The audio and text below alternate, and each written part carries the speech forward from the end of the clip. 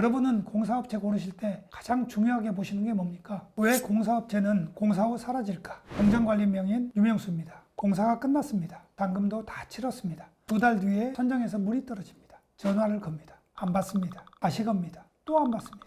문자를 보냅니다. 읽긴 읽었는데 연락이 없습니다. 일주일, 열흘, 한 달 사라졌습니다. 왜 이런 일이 반복될까요? 나쁜 사람을 만나서? 아닙니다. 이건 사람의 문제가 아니라 구조의 문제입니다.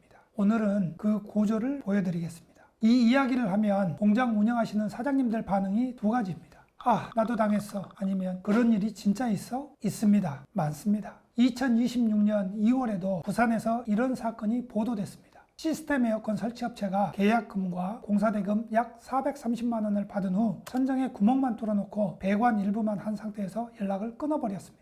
피해자는 블로그 홍보를 보고 신뢰해서 계약했는데 업체가 설치를 계속 미루다가 결국 잠적, 경찰이 수사에 착수한 사례입니다. 이건 극단적인 경우이긴 합니다. 더 흔한 건 이겁니다. AS 전화를 했는데 안 받거나 다음 주에 갈게요 해놓고 안 오거나 그건 원래 건물 문제예요 하면서 빠지거나 이게 왜 반복되느냐? 업체 사장이 다 나쁜 사람이라서? 아닙니다. 이 업계의 돈이 도는 방식 자체가 그렇게 만드는 겁니다. 이 업계의 첫 번째 구조적 문제, 돈의 흐름입니다. 공사업체 입장에서 보면 이렇습니다. 계약합니다. 성금 받습니다. 공사합니다. 중도금 받습니다. 마무리합니다. 잔금 받습니다. 여기서 돈이 끝납니다. 그런데 하자는 언제 나올까요? 잔금 다 치른 뒤에 나옵니다. 비가 와야 누수가 보이고 한 계절이 지나야 결로가 생기고 몇 달이 지나야 부식이 시작됩니다. AS를 가면 돈이 안 됩니다. 인력을 보내야 하고 자재를 써야 하는데 받을 돈이 없습니다. 그러면 사람 심리가 어떻게 됩니까? 저도 솔직하게 말씀드리겠습니다. 이 업을 하다 보면 이해가 됩니다. 돈은 다 받았고 일은 다 끝났는데 AS가 들어오면 미뤄지는 게 사람 심리입니다. 다만 거기서 차이가 갈리는 겁니다. 미루더라도 결국 가는 사람이 있고 아예 안 가는 사람이 있습니다. 아예 안 가는 쪽이 많아지는 이유, 그게 두 번째 구조 때문입니다. 두 번째 구조, 하도급입니다. 여러분이 A업체에 공사를 맡겼다고 해보겠습니다. A업체가 직접 합니까? 경우에 따라 다릅니다. A가 수주를 따고 실제 시공은 B한테 넘깁니다. B가 또 C한테 일부를 넘기는 경우도 있습니다. 이게 왜 문제냐? 1000만 원짜리 공사를 A가 수주합니다. A가 B한테 800만 원에 넘깁니다. A는 200만 원 받고 빠집니다. B가 실제로 시공합니다. 하자가 나면 여러분은 A에게 전화를 합니다. A는 B에게 전화를 해서 AS를 요청하겠죠? B는 한두 번 오긴 하지만 해결이 되지 않았습니다. A는 B에게 요청했다 하고 B는 A한테 받은 금액으로는 한계가 있습니다. 라고 합니다. 책임이 공중에 뜹니다. 아무도 책임을 지려 하지 않습니다. 소비자원에서도 이 구조를 지적했습니다.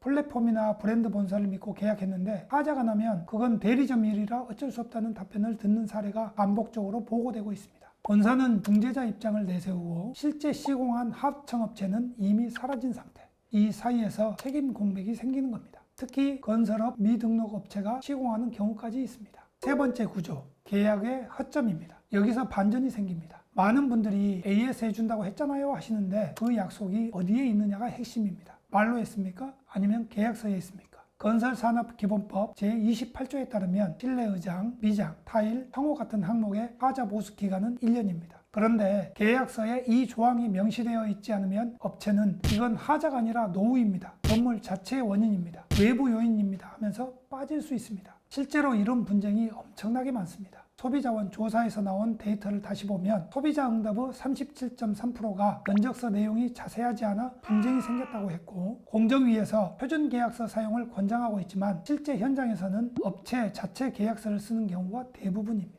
그 계약서에 뭐가 빠져 있느냐? 공사 지연 시 배상 조항이 빠져 있고 하자 보수 범위와 기간이 빠져 있고 추가 비용 발생 조건이 빠져 있습니다. 말로는 다 해드릴게요 했는데 계약서에는 아무것도 안 적혀 있는 겁니다.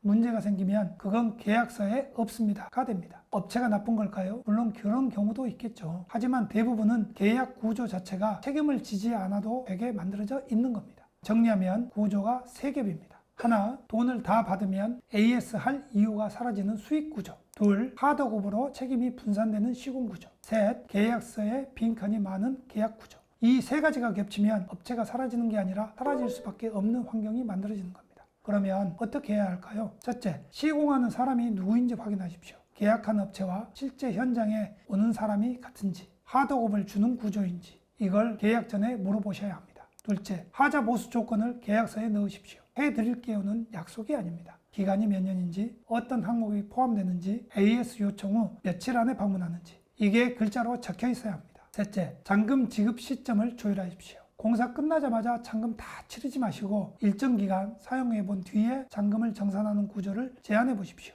이걸 싫어하는 업체는 한 번 더 생각해 보셔야 합니다. 마지막으로 한 가지만 더 말씀드리겠습니다. 저도 이 업계 사람입니다. 20년을 했습니다. 솔직히 말씀드리면 AS는 돈이 안 됩니다. 가면 갈수록 시간이 들고 인력이 들고 사재가 들어가니까요. 근데 저는 이걸 포기할 수가 없습니다. 왜냐하면 AS를 빨리 해드린 곳에서 다음 공사가 옵니다. 그 사장님 소개로 또 연락이 옵니다. AS를 귀찮아하면 고객과는 끝입니다. AS를 제대로 하면 그 고객이 영업사원이 됩니다. 저한테 오시는 고객의 상당수가 추천으로 오십니다. 제 계약률이 70%입니다. 이게 우연이 아닙니다. AS에 돈을 안 쓰는 게 아니라 AS가 다음 매출을 만드는 구조로 운영하는 겁니다. 여러분은 공사업체 고르실 때 가장 중요하게 보시는 게 뭡니까? 혹시 AS 때문에 고생하신 경험이 있으시면 댓글로 한번 들려주십시오. 같은 일 당하시는 분이 줄었으면 좋겠습니다. 구독과 좋아요 감사합니다. 지금까지 공장관리 명인 유명수였습니다.